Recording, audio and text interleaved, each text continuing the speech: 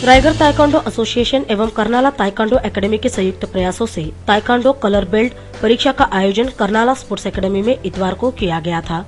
इस परीक्षा में रायगढ़, नवी मुंबई, कर्जत, खालापुर, उरण विभाग से 1200 खिलाड़ियों ने हिस्सा लिया था।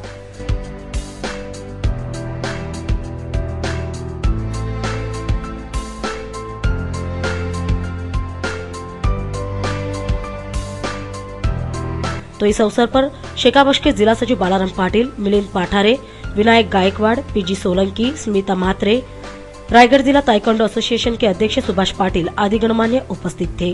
कार्यक्रम के दौरान सुभाष पाटिल ने ताइक्वांडो कलर बेल्ट परीक्षा के बारे में विस्तृत जानकारी दी।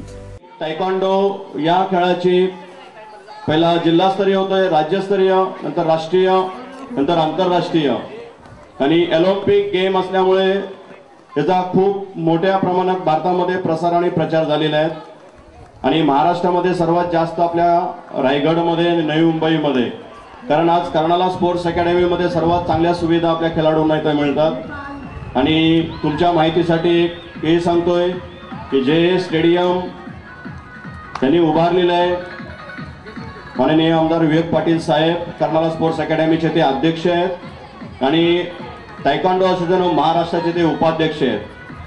त्यांनी स्वतः हे इथे क्रीडा संकुल एवढं उभारलेलं आहे आणि ह्या क्रीडा संकुलामध्ये सर्वात जास्त हा खेळ आपला ताइक्वांडोचा खेळ इथे सुरू आहे आणि त्यांचं स्वप्न आहे का 2020 ऑलिम्पिक म्हणजे 2020 मध्ये आपला ऑलिम्पिक मध्ये खिलाडू पोहोचला पाहिजे आणि तो पदक घेऊन आला पाहिजे। इस दौरान उपस्थित गणमान्यों के हाथों खिलाड़ियों को बेल्ट वितरित किए गए।